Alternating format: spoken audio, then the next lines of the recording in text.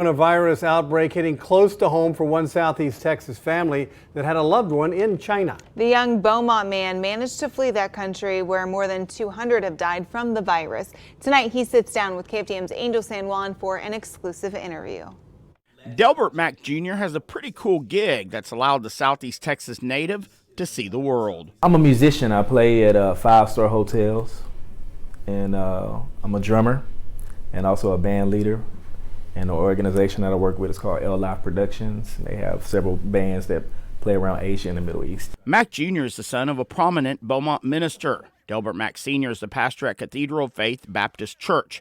Mack Jr.'s latest musical engagement took him to China, where his journey hit a sour note. You know, my boss came into town to see us, and I sent a message to him. I said, "Hey, you heard about this thing happening in Wuhan?"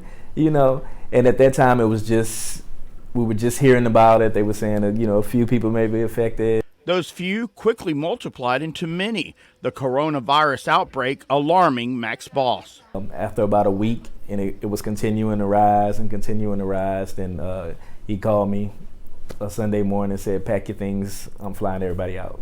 Mack says he was not ready for the abrupt departure, but understood why. I was just like, I was relieved in a way and also completely worried. Mack says he had already been forced to take precautions. By the time we were getting ready to leave, we had to, you couldn't be outside without a mask. You couldn't take a taxi without masks.